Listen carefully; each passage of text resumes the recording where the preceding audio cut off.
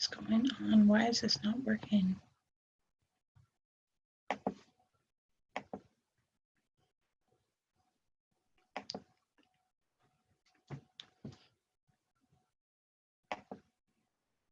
Hey, PJ. Hey, Rich. I'll send you the login information. I had it. I just forgot it. So if you just shoot it to me in an email. Okay. Facebook Live is still not letting me share in a group for some reason through Zoom.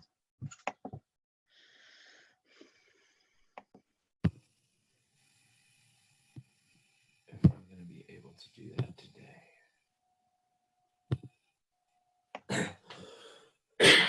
My Facebook is just spinning right now, so I don't know if I'm going to be able to do that. Oh, really? Yeah, let's see. I can share it on my timeline, but that's it, unfortunately. The next button keeps getting grayed out on everything else I click on. And I keep getting error messages. Let's see. Make it a point today to ask Cece how to do it, because there may be something that, you know what I mean? Because she was fine doing it, so. Okay. Yeah, I don't know what that is. Okay, definitely. Okay, then go ahead and make me the host, please.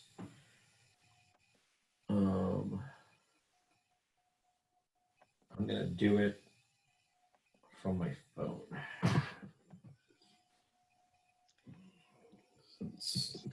Technology is fascinating.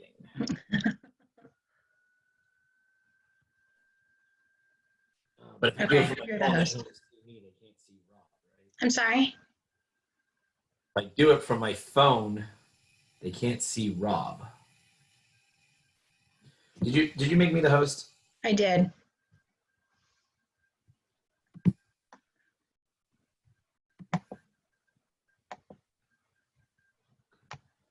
Huh, that is so weird. Oh, can you see if you can launch it from your side? What I'm trying to do right now. I know it's the 3 buttons and then the 3 dots, then live on Facebook.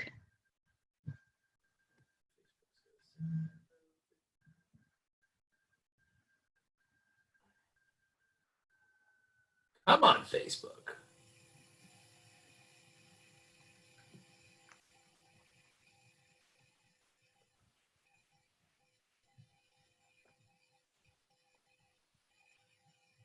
Continue. This was me. Continue. There we go. Okay. Go live on Facebook. Okay, thank you. Goodbye. Oh, shh. What the?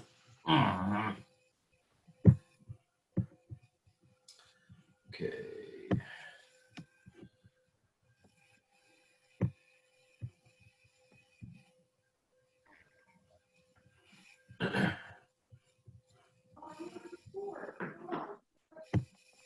All right. Rob, are you on?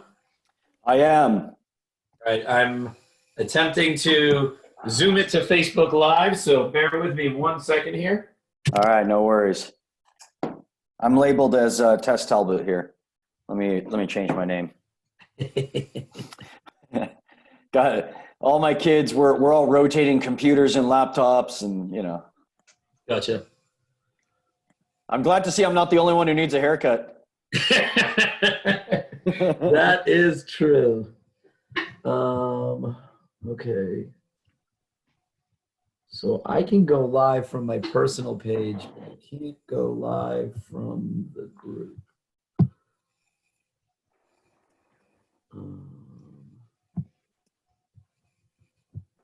Yeah, that's the same problem I was having. Okay, Rachel, Yes. do me a favor and go on to our Facebook page and tell everybody to go to my personal page to see the live, please. Okay. And then figure out with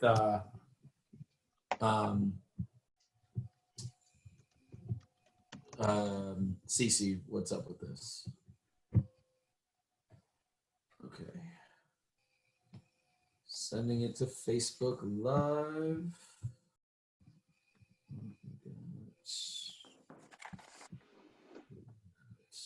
Okay, Chelsea, Terry, you're joining us.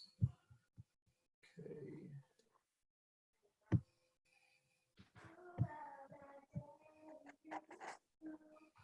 What's up, Chelsea? Hey guys.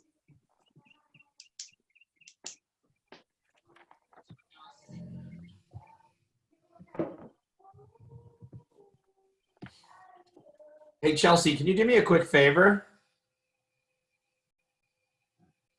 Chelsea, can you hear me? I can hear you now. Can you, using your phone, go onto Facebook right now and see if I'm live on my personal page? Oh, on your personal page? Okay. Yeah. No, that's it. Okay. Yeah, it's working. Okay. All right. It's not showing that it's working on my computer. So, all right. So anyways, we'll get rolling right here, guys. First and foremost, those of you guys that were on yesterday, I cannot see the Facebook Live questions today. So technology is fascinating. So we're jumping through a little bit of challenges with that. It's not on our Facebook page. It's on my personal page. Yet wanted to make sure we could stream it out to a lot of people. Actually got some really good feedback. I was talking with Rebecca Bose last night. And she said she's going back and watching these afterwards, after dinner and stuff, when she has some time. So it's good that we are reaching out and seeing some people. All right, cool. So, and Chelsea, thank you for sharing the video. So guys, today, as I told you yesterday, we've got a really special, awesome guest today, Rob Talbot. We're going to let him introduce himself because he's got way too many accolades and I don't know all of them. I do know that he is my MAPS coach. And so if you guys want any dirty, dark secrets about me, this is your opportunity to ask Rob all that fun stuff. A lot of the inspiration and drive that I have around things that we need to do from our market center comes from Rob. You guys know my R&D department is rip off and duplicate. And so I follow his lead a lot. So if you like what I've been doing, this is the guy to thank. If you don't like what I've been doing, feel free to yell at him as well.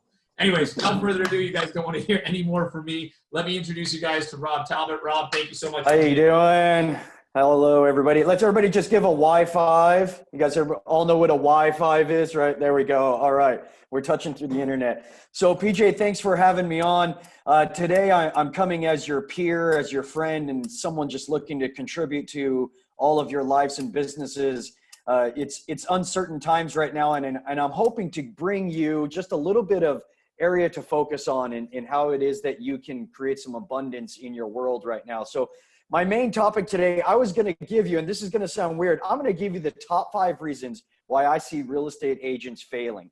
I speak often across the country. I'm a MAPS coach. I'm also in OP. I was a team leader for 6.5 years. Where I was a team leader, our market center at one time was the #1 market center in the entire country and in the entire Keller Williams system. So I have been in that role, and that's what allowed me to get into being an OP and a MAPS coach. I still do have a production team. You would call us like about a 5th level production team. I operate more as an operating principal of that production team than I really do even, a day-to-day real estate agent. So I'm what you would call a rainmaker. I come in, create the vision, models and systems, and hold accountability, and then ultimately make sure that leads are being disseminated and the business is growing. So I'm going to talk about some of the things that I've seen in all of my hundreds and hundreds of hours in if not thousands of hours by this point in teaching business planning, real estate career developments, and so on, and what I've seen in from recruiting appointments to business plans in why real estate agents fail. Okay.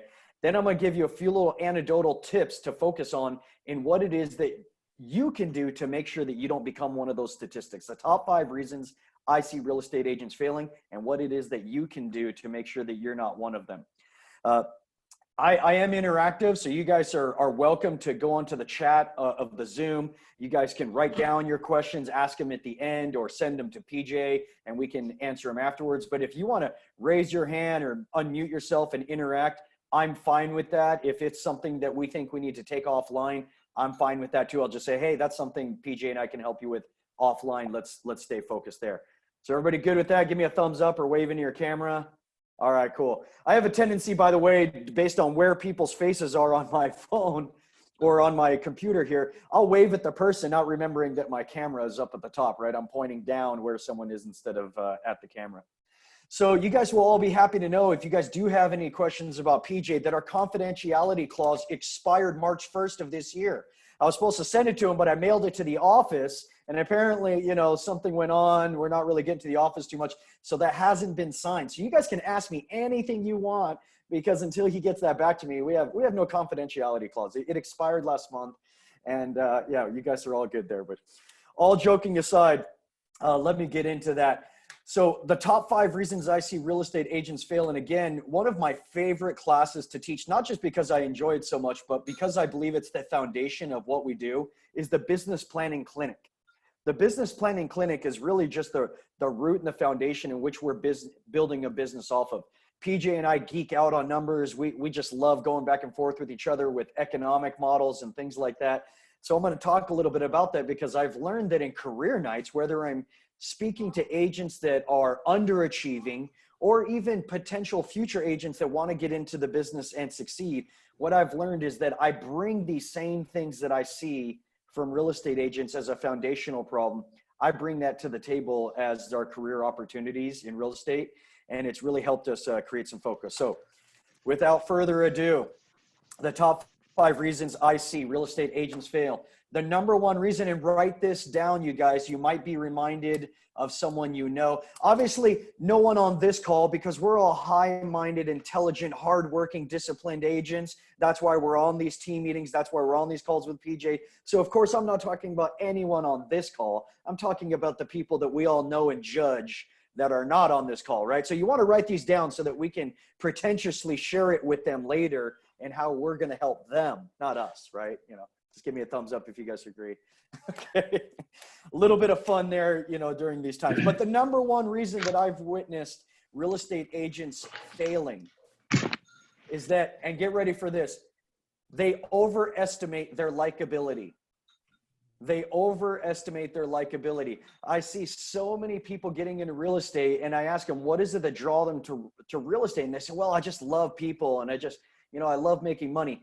And by the way, if I was to take a poll right now of people that said, what was the number 1 reason why people got into real estate or even stayed in real estate, what do you think the answers would be? Why do we all get into real estate? What's some answers here? Unmute yourself, hit your tab bar. Flexibility. Flexibility. Yeah, time and flexibility. Be our own boss, right? I mean, that's a common one. Thank you for that, Kim. Yeah, flexibility is one of the top reasons people get in real estate. Ultimately, they want to be their own boss, right? They want to be able to go where they want to go, do what they want to do when they want to do it, making their own schedule. That's a big one. What's another one? Why else do people get into real estate? Money. Money. Money. Go like this into the camera. You guys don't need to unmute yourself. We just go like this. It's money. So the ability to make lots of money. In fact, there's a statistic in real estate that I just love sharing in different business plans and career nights. There are more millionaires created from real estate than any other industry in the world, including oil and .coms and all those industries we can think of that have created all these millionaires and billionaires. There are more millionaires created from real estate than any other industry in the history of industries. So I think that's really cool. In fact, that's what we do for a living. And it's so successful at making people money that even when people go out and make money from other industries, whether it's sports or business, restaurants, what is it that they do when they get money? They buy and invest in real estate, right? So even people that got rich in other industries then go and start building their wealth through real estate. So real estate is an amazing an amazing opportunity to build wealth and so on. And that's why we like it, because we want to make money. And there's more millionaires created from real estate than any other industry. However, my absolute favorite stat with real estate, this might resonate with one or two of you because it did with me, is that there are more people that make a six-figure income in real estate without a college degree than any other industry.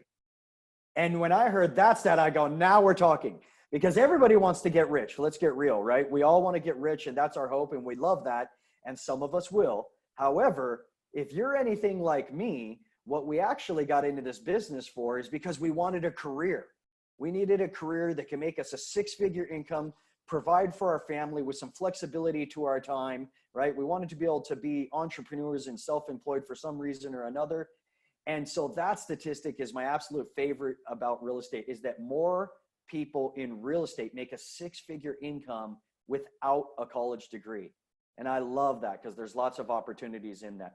So the number one reason I see real estate agents failing is they overestimate their likability. They get into this industry and they believe that because their friends like them and because people know them and like them from one way of life, maybe it's their buddy from bowling or their friend, you know, their kids go to school together, and they say, well, of course, they'll use me in a real estate transaction. We're friends. Let me tell you something, you guys.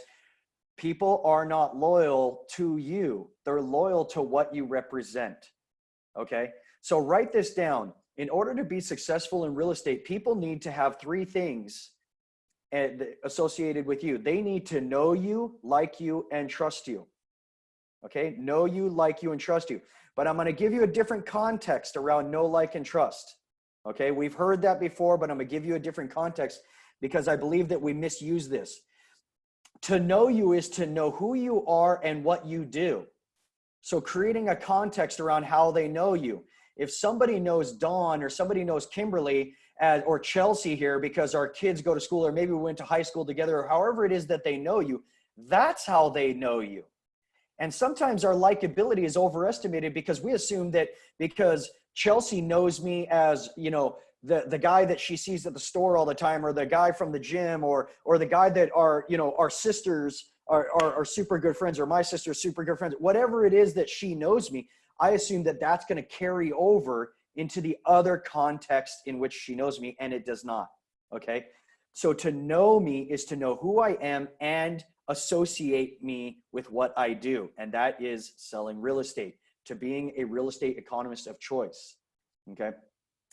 To know me, to like me. Okay. Liking is not about manners and so on. I know you guys are you guys technically the South? I guess technically we're going to call it the South. Okay. So I know manners is a big deal here, but within this context, likability, liking you, is about meeting or exceeding people's expectations within the context of how they know us. Meeting or exceeding the expectations of how they know us, the context in which how they know us. For instance, when I say I like someone, well, that's a very different context when I'm referencing whether or not I would let Chelsea watch my kids, right? Or whether or not I would trust her with my life's fortune, the largest savings, the largest amount of investment that I'll ever make in my life, which is most people's home. Someone might turn and say, hey, do you know Chelsea? And I say, oh yeah, I know Chelsea. I like her a lot. She's great. Well, what I mean is I enjoy her as a friend, and she's great with my kids. In fact, my wife and I might even consider leaving our kids to her if something ever happened to us. That's how much we like her. And they go, great. Well, how about taking the largest financial investment you've ever made in your life and handing it over to Chelsea and having her make all this? I go, whoa, no. I don't like her like that. I like her the other way. So likability is about meeting or exceeding people's expectations within the context of how they know you. Okay. Obviously, if I went to an attorney's office because I was falsely accused of a crime, I was falsely accused of robbing a bank, and I know that I didn't, I go to my attorney's office because he's the best in the business, and he's got a cheap car out in front and a raggedy old office and and shorts and an old suit on, and, the desk and furniture in his office are no good. I'm going to walk out the door because my expectation is that successful attorneys drive nice cars. Successful attorneys wear a suit. Successful attorneys are articulate. Successful attorneys have a secretary. right? If this guy's working out of a WeWork space, I'm not exactly looking to hire him to get me off of a crime that I was not, I was falsely accused of. Same thing with real estate. So why I bring this up, number one reason agents fail is they overestimate their likability. They believe that their friends and family like them within one context, and it automatically carries over into another context, that they somehow like you, that you meet or exceed their expectations of what a real estate professional should be. And they do not, okay? What you're getting is what we call proximity referrals. And a proximity referral is when someone in your world has weighed out the pain of facing you every day and the pain of confronting the fact that they didn't use you in a real estate transaction. When that pain of confronting you is greater than the pain that they might experience by not having a professional real estate agent, that's when they use you. Okay, when the pain of needing a professional outweighs the pain of facing you within proximity of their life, meaning their day-to-day life, the VFW, church, school, wherever it is that they see you, when that pain is lower than them needing a professional, they use someone else. Okay, how many of you guys are bumping into people every week at church? How many people are seeing their friends at the gym? How many of you guys are even hanging out with the family members you used to? The proximity in which the pain of them facing you while you needing a real estate agent has gone down. They don't need to face you. They don't need to look you in the eye right now. So you better believe that the likability better be based on their belief that you're the real estate agent of choice. You are the professional. So you might want to change your Facebook posts. You might want to change what you talk about and so on. Okay. Trust, the last part, know, like, and trust. Trust is about a pattern. Trust is not about necessarily, are you moral? We somehow confuse those things. Okay. We think that morality is trustworthiness. It's not. Trustworthiness is recognizing the pattern. If PJ, somehow every time we're all in a room and PJ's left alone in that room, someone comes up missing money from their purse, what are we all going to start to trust? We're going to start to trust that he should not be left alone in the room with purses, right? We can say, oh, if you leave your purse in there with PJ, there's going to be some cash missing. You can trust that. It's about a pattern. Okay. So trust, when I say know, like, and trust, understand that people will trust the pattern that you've continued to represent. So if you continue to have actions that look this way, and then you somehow turn and go, no, you can trust me now. Trust me now. I'm moral. I haven't, something like that. Morality is not integrity. Okay. Integrity is what trustworthiness is about. Integrity is doing what you say and saying what you're doing. It's about the consistent things that show up in your life. Okay. That's what people trust. And if they trust, if your pattern is that you're not successful in real estate, that's what they trust. So tell your story a little bit different. Stop overestimating your likability. Okay. Number two, and I'm going to be a little bit quicker here because I know we're somewhat short on time. Number two. Okay. When I meet with a recruit, and I've taught this to PJ, when I'm meeting with a recruit from another company, I tell PJ, say, there's two things that I'm looking for to determine in that first meeting with a real estate agent. The first thing I'm looking to determine is whether this person has the it factor, some grit, some tenacity, because I know this business has a statistic that says 88% of agents fail within the first year and a half. So I'm looking for people with grit. Okay. I'm looking for people from other companies that maybe were just in the wrong environment. And that if I plug them into the right culture, the right environment, the right coaching, the right training, the right motivation and support and so on, that they will be in that fertile soil, like the parable of soils, and they will blossom. Okay, that's what I'm looking for. Or what I'm looking to also determine, and this is the number two reason I see real estate agents fail, and overwhelmingly, this is the majority of real estate agents, not you guys, of course, not Kimberly, of course, talking about the people not on the call that we're going to pretentiously judge afterwards. But here's what it is. They are lazy. Most real estate agents, unfortunately, like Kim said, they get into this business because they want to make their own schedule. They want to be their own boss. And what that is really code for is they don't like being accountable. They don't like showing up on time. They like leaving early. In fact, who's our boss in this business? Just wave your hand if you're your own boss, right? Isn't that why we got into this business? I like being my own boss. And isn't it great when we ask our boss, hey boss, can I go home early? And what do they say? They're like, yeah, go for it, because we're our own boss. In fact, when I don't do my work today, if I didn't do my job, which is my lead generation, my 10-4, my daily habit, that's your job, by the way, is the 10-4 habit. If you don't know it, call PJ after this call because you haven't been doing your job. Okay. When I don't do my job at a job that pays me by the hour, how long do I get to work there and still collect a paycheck if I don't do my job for a few hours, let alone a few days or a few weeks or a few months? Not very long. I get fired. How many of us would get fired if all of a sudden our boss went from being ourselves to being someone who is auditing our work? Right? My first job, there was an expression, if you're leaning, you could be cleaning. You got a 10-minute break every 2 hours. Otherwise you work. Imagine if real estate agents just for 2 to 3 hours a day just simply did their job. The reason why they don't, number two reason, is most real estate agents get attracted to this business because they're lazy. And there's a lot of real estate agents that are lazy. And so they believe that they can have success and make money by being lazy. And by the way, some of them are right. But unfortunately, it's why they fail in this business. 88% of real estate agents, you guys, fail in the first year and a half. Out of the 12% that go on to have careers in this business, you guys, the lifespan, the shelf life of a real estate agent is only 7 years. So the shelf life of a real estate agent from that 12% is only 7 years. Why do you think that is? And by the way, I don't know this to be true, but I think coincidence is that real estate markets cycle every 7 years. Isn't that a coincidence? I don't know if they're correlated or not, but the typical real estate market goes up for 7 years, goes down for 7 years.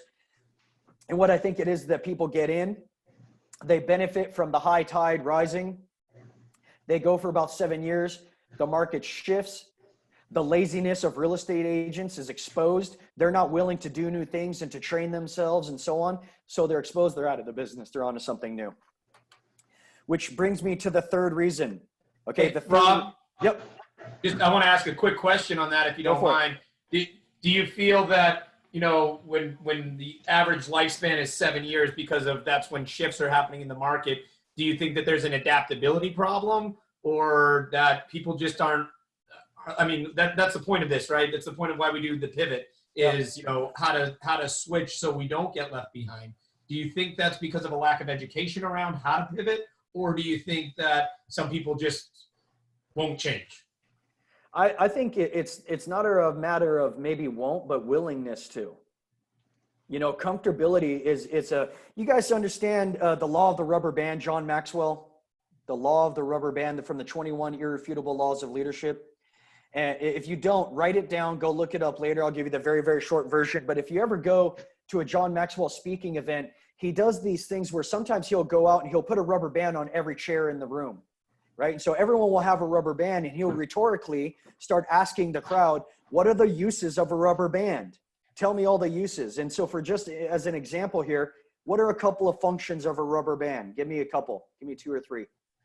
Keep things together, bound Yeah, we together. got people with a bun. You keep things together, right? You roll a newspaper, it holds papers together, holds your hair up in a bun. What else? Right? I can shoot it across the room. Sticks, you know, right? PJ's son can shoot him in the eye, right? We can do all that. Okay, so what we know is that there's all these functions of a rubber band. In fact, we could go on and on and on. We can make a rubber band ball and so on. And then what John Maxwell does, he says, now what I want you to do is I want you to tell me the function of a rubber band while it's flaccid. Tell me how you can use a rubber band without stretching it. And everybody has that like blank stare on their face. Okay, well, business and leadership, what he tells you in that law, we got it. Sorry. It's okay. It's right. It's probably a buyer lead. Go communicate. So it is. Yeah. What he shares is that in business, in leadership, okay, that our function as a leader, we don't have function unless we're being stretched. Okay, but the world, what happens is the world, our natural inclination is to pull us back to comfort. We want, you know, our natural humanity wants to pull us back to comfortable, like a rubber band. A rubber band, you stretch it and it wants to go back to flaccid. It wants to go back to its comfort zone. However, there is no function of rubber band without being stretched.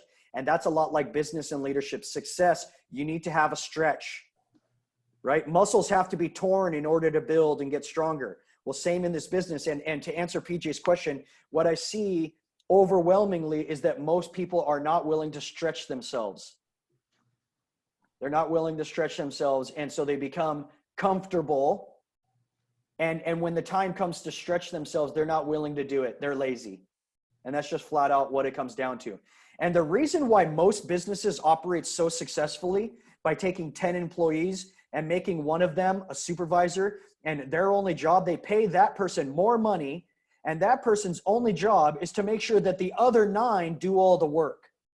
There's a reason why that model works in every industry in the world, and that's because most people are not accountable. We're not self-accountable. We're lazy. And if left to ourselves, we'll do the law of the rubber band. We'll go back to comfortable. So we need some level of accountability. So the third reason why people fail, okay, the third reason why people fail is they become know-it-alls. Know-it-alls. And here's again, it's not anyone on this call. It's not Terry.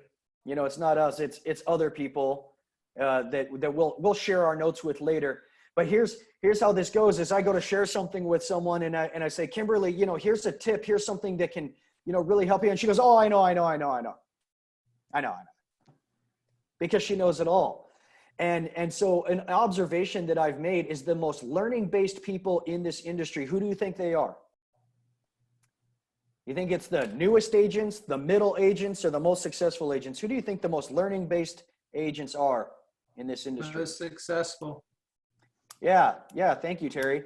What I've learned is that overwhelmingly the most learning-based agents are the top 1% and the bottom 1%.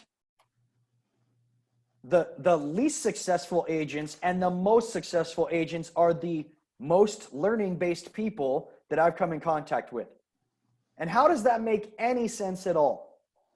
Well, what happens is you get into this business, you become very learning-based, and you understand that you may not know everything that it takes to be successful. So you come in very bright-eyed with a childlike curiosity, not childish, childlike curiosity, and you're very learning-based. Give it to me. Yes, I want to learn from you, PJ. And then quickly you move out of that bottom 1% you start getting into the middle, and you learn through social conventions that real estate agents are supposed to know everything. We don't go to Ignite. That's for new agents. We don't go to Bold. I already did that. I know it all. I don't need to learn anymore. I know it all. And we learn this not from our leaders. We don't learn this from the most successful agents. We learn it through social conventions, through those agents in the middle. We learn it just by following the herd. And so what we learn is that we pretend we know everything when we don't. And it becomes the reason why agents don't succeed anymore, is they become know-it-alls. I know. They stop with the curiosity because they're embarrassed to break away from the herd. The social convention is to not go to training, to not go to Bold, because I know all that. And we get rid of this childlike curiosity of like, oh, that's interesting. Maybe I could just learn something from Kim today. Maybe Dawn, maybe Terry, maybe Chelsea could just teach me something today. Maybe PJ can teach me a new way of looking at something. So they become know-it-alls. And, the middle is messy with egomaniacs is what I call it. The number 4 reason why I see real estate agents not succeeding is understanding that leverage is business. Leverage is business. Most real estate agents are operating as salespeople. They're going from deal to deal, commission to commission, and not understanding that in order to be a business person, they must have leverage. And leverage comes in 3 forms. It comes in models and systems, tools or technology, and people, right? Someone else doing the job. If I have a job that can pay me $100 an hour, okay, and I can pay someone $25 an hour to do that job, and they can use the tools that I own and follow the systems that I've created, then I will be leveraged. I will make money. And that's what a business is. If you don't have leverage, you don't have a business. You are a salesperson. Number one Rob, reason. Yep. On leverage too, and I was recently having this conversation with somebody is, it's okay to ask for leverage, right? I think a lot of times we want to do it all ourselves, or we want to control it all ourselves. And just speaking from personal opinion, I know when I went from an independent agent to being a rainmaker and running a team, I had to leverage some stuff off of my plate. And one of the biggest challenges, and Jenna, I know she's watching this right now. And just to let you know, Rob, we've got over 40 people on here from loan officers to Keller Williams agents across the state of North and South Carolina, from what I'm seeing. I've got some other people in some ancillary fields, such as I've got a direct home buyer, not a real estate agent, that are all on this right now. And I've asked them to go and throw some questions on. So if I do, I'll let you know. Absolutely. But my point is, when I had to leverage stuff off to Jenna, it was difficult because she didn't do the way I did it, right? Yeah. And I've told this story, probably you guys have heard this from me before. One of the things was she took my email and I had a file folder for every single house I had ever sold. And I mean, you're talking, 1 to 200 files right there. And she took all of them, put it into one file called completed, and I about lost it because that was my organizational skill. And she had to talk me down and be like, look, I'm the one who manages this now. So if you need something, ask me. And and she always finds it. So it's okay to have permission to go and get leverage, and just understand that when you do leverage things, it may not be done exactly the way you like to do it, and that's okay. So I didn't mean to interrupt. I just wanted to share that. No, point. you're good. So let's do a little math equation. I'm going to give you an example of how leverage, because I know the objection, the drunk monkey's yelling in our ear, and it's saying, oh, I can't afford that, right? Or whatever it is that's jumping in. So I want you to write down on a piece of paper, what's the average commission in your area there? Lake Norman, what's the average commission? Give me a ballpark. It doesn't need to be exact. Our average is our average for the office is $330,000, so we use a $10,000 commission. $10,000. Okay, so everybody Nice write round down. number. Yeah, write down $10,000. This is just gonna be a fun little exercise of showing you guys how you can't afford not to have leverage as a business person. Okay, you can't afford to not have models and systems and tools and technologies and ultimately people working for you if you want to be a business person. So $10,000. There was a study done. I'll give you the answers here. Study done a few years ago, and they statistically tracked how many billable hours there was in an active real estate transaction from the time, from the entire nurture to appointment cycle, from appointment to contract and contract to close, the entire life cycle over the course of 7 to 10 years when people move, how many billable hours there was for a real estate agent in that file. What do you think the answer was? How many billable hours per closed transaction? I think I know. Does anybody know? Yeah, 48 was the study. Okay, I was going to say 48 50. billable. Okay, so 48 billable hours is what they found over the course of 7 to 10 years. And by the way, the majority of that work time was done between the contract to close, phase of the contract, right? You're only talking to them about an hour a year during that time. So out of 48 billable hours, I want you guys to do a little exercise and take $10,000 divided by 48. And what's that number come to? 200. What is it? 230, 208. What was that, Chelsea? Okay. So 238. 208. 208. Okay. So $208 per hour. You guys, you don't get paid anything less than $208 an hour when you're doing your job. That's what you get paid. And by the way, you get paid that when you're lead generating, you get paid that when you're contract tracking, you get paid that when you're on the appointment, when you're signing, contracts and so on. That's how much your transactions pay you is $208 an hour. If you don't feel like you make $208 an hour, it's because you don't have enough billable hours, right?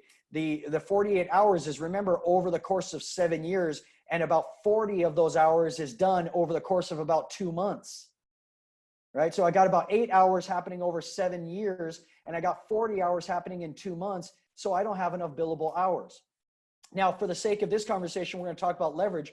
Obviously, a way of doing something, a training like BOLD, would allow me to become more efficient with my time and energy, thus lowering that time. But let's just jump ahead real quick and not even talk about the tools and systems. Let's just talk about people.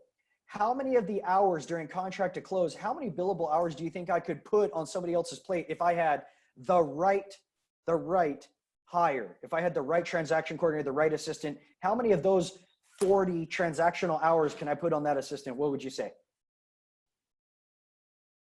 Really good assistant. Let's say 35. I think 35 hours, that leaves us with 5 hours, and that's 5 hours of FaceTime. That's me going to the inspections, me, doing the updates and so on that my assistant does. Now, what does a really good assistant, I mean, a really good admin cost you in the Lake Norman area that I could pawn off 35 hours worth of my billable work? $25 an hour? Unless they're salaried somewhere between 30 to 40,000 a year. Okay, so let's call it $25 an hour would get me like the most qualified person out there. They'd have a college degree, you know, something like that. I could offer them benefits. They'd have a career with me. So I'm making $208 an hour and I hire someone to do 35 of my 40 hours of contract to close work. And how much am I making now? Because I make 208 and I'm paying someone 25. So how much am I making now?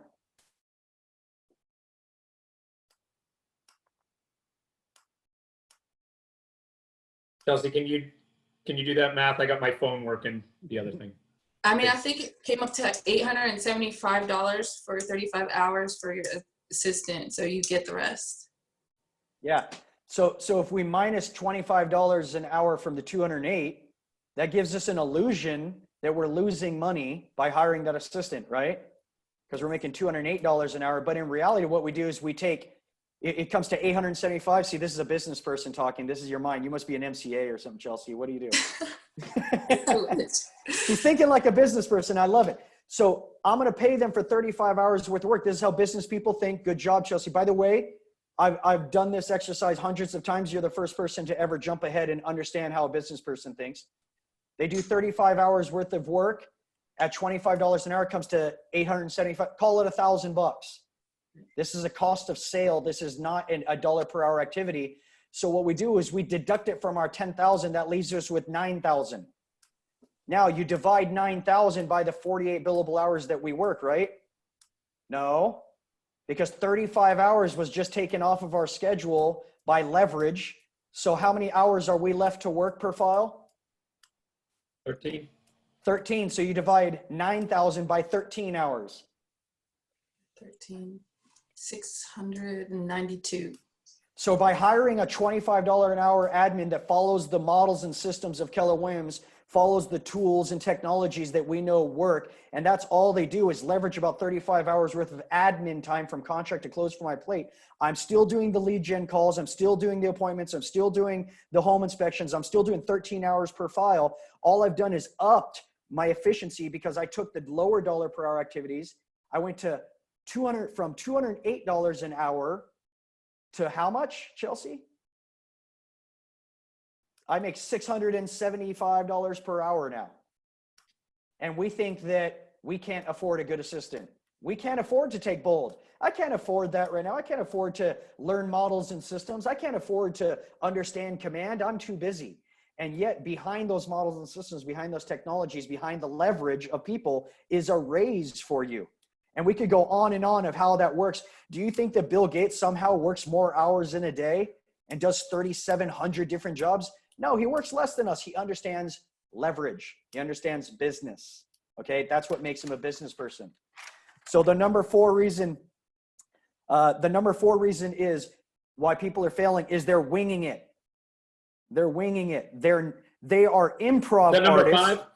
I'm sorry, Number this is 5? number 4. Number 4 is they're improv artists, not Academy Award winners. And what I'm referring to is your presentations, you guys. Your presentations, your listing presentations, your buyer presentations, these are performances. It's like a stand-up comedy routine. It's like an actor's portrayal of a character. This is a performance. You guys could all imagine if we gave Meryl Streep the Ignite listing presentation, if we gave, Tom Hanks the Ignite listing presentation, we said, this is who you are. This is your setting. This is your script. This is what you're going to perform. This is the objections. And they mastered that presentation as an Academy Award winning performer over the course of several weeks. And then they went on listing presentation. You could only imagine how they would dominate the Lake Norman area on their listings. They would dominate with their performances. And most agents are winging it. They're showing up to their listing presentations, to their buyer presentations, not knowing their scripts, not knowing their presentations, and they're showing up as improv artists. You guys know what an improv artist is? Okay, improv Number artists. 5? Number 5 This is is, this was number 4. I'm sorry if I'm out of order, but number 5, the last one is they don't save and invest. okay, I think I'm confused. Whichever order we're in, we might have a 6th in here. I might have gone out of order. The Oh, last okay. one. Yeah. So the last one was they're winging it. Yes. They're improv artists, not Academy Award winners. And we need to stop improving our presentations. We need to stop showing up like it's a Saturday Night Live skit. Okay, okay, Kimberly, here's your setting. You got a seller. It's a husband and a wife. They want to move out, out of state, and they're interviewing a couple agents, and you're a real estate agent. Go. And you show up shooting from the hips, winging it. Yeah. Oh, by the way, reverting back to number one, which is you're overestimating your likability. You're showing up with your good haircut, your best dress, and you're smiling, and you're being charismatic, and you're expecting them to sign with you. Instead, what we should be doing is practicing and performing like Tom Brady, practicing and performing at the highest Oh, level. no. Yeah. No. No, Hey, no, like, no. like it or not, the guy's 42 years old, and he's the most prepared quarterback in one of them in history. Well, at Okay. least he's back he's in Florida where I feel better now. And so you look at what Meryl Streep does, or these method actors, these people have immersed themselves in their character. They've practiced to the point of perfection. They understand their presentation. There's nothing that you could throw at their character that they wouldn't be able to overcome. They become that character. And that's how we need to treat our presentations. The very last one, whichever number it is, they don't save and invest. The reason why real estate agents are going to get out of the business in the next year is not the BS reasons they're going to give you to look good. Okay, there's going to be a lot of real estate agents. I was on a mastermind Zoom call yesterday with Gary Keller in his living room, right? He's Zooming with me from his living room, and he said on the call, he said there are way too many real estate agents. And he said, and unfortunately, the majority of those real estate agents that are closing those onesie, twosie deals a year by accidentally falling into a deal are taking away a lot of transactions from the good agents that could really do this business well. They're taking a lot of market share from the agents doing it the right way. And what he shared, and keep this under your hat because I don't want to give statistics or put words in his mouth. However, what he was sharing is that there's just way too many real estate agents in this industry. And believe it or not, in this next year, we're going to see a lot of them getting out. And we all know what they'll say, right? They're going to say, I was looking to go a different direction, Kim. It's just time. I did that thing, had some success with real estate. It just kind of got burned out on it. BS. That's all BS. You guys, the reason why they're not going to be in real estate is number one is they weren't any good at it. They were lazy, didn't perform, didn't practice, and so on. All those reasons we just talked about. But the real reason is they had to go get jobs because they didn't save. They didn't follow a model. They didn't follow a budget. They didn't save for the future. I'm shocked at how many people right now are surprised as if like saving 2 to 3 months reserves was some new conversation. In fact, the old adage, Dave Ramsey teaches us to have 6 months reserves minimum. Well, if all of us have 6 months reserves because we're self-employed and we're financially responsible and we all have rainy day money sitting in a bank account somewhere that's liquid and accessible, right? 6 months reserves. Nobody should be freaking out that the economy needed to shut down for just a month or two, or even 3. And we should all be able to sustain that because as a business, we had reserves, and as families, we had reserves, right? Unfortunately, wrong.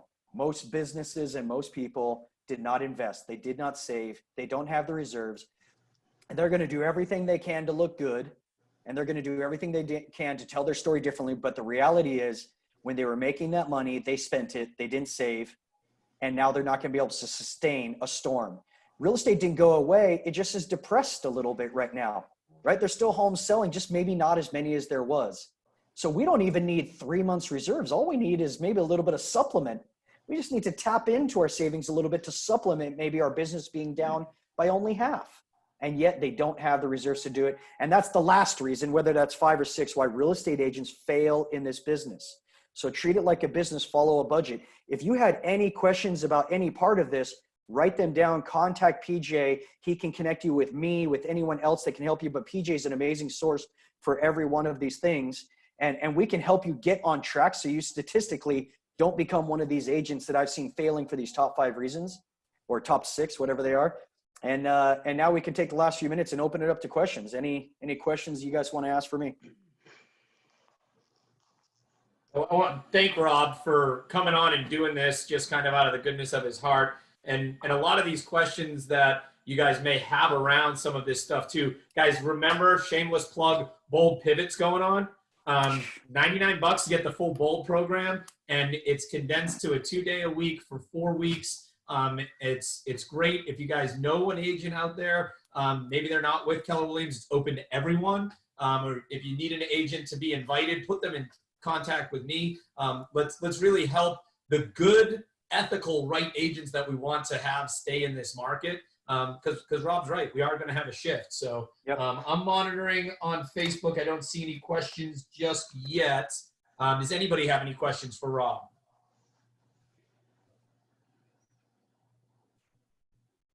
All right, that means we did an amazing job at answering everything that they had. Well, if something does come up, reach out to PJ. I'd be happy to answer anything you guys have for me, or I'm sure PJ can fill in the gaps if you guys do. So thanks for having me on. I appreciate you guys, and look forward to talking with you soon.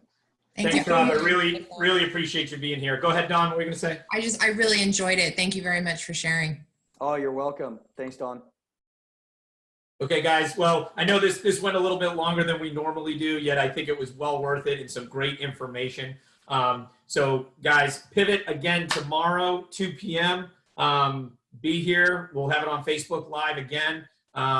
If there's any questions that you guys have about this Pivot today, or any questions that you guys have for me in general, pjkennedy@kw.com, or call my cell. Other than that, guys, make it a wonderful, wonderful Thursday. Yep, I see you, Kim, 1 second. And don't forget, we have our 4 p.m. happy hour Zoom today as well. So, yeah, Terry's ready, right? Give him an hour. Terry's ready to go. He's got his Bahama hat on. Kim, what was your question? Since this is my first one attending, is it always the same link? Do I just keep the same link in my calendar? Okay, that's it. Just lock this link into your calendar. Okay. Well, we typically go about a half an hour. And so, but I think, Rob shared a ton of great information with us today. And so I'm getting some good stuff on feedback on Facebook. Rob got the juice. Just wish I heard the earlier portions of it. And that's actually from a childhood friend who's not even in real estate. So we've got a lot of great people chiming in on here. So guys, I love you. Make it a great day. I'll see you at 4 o'clock happy hour. If you need the link, go to KW Connect, click the calendar, get on the link. All right. Talk to you guys then. Have a good one. Bye. Hey, guys.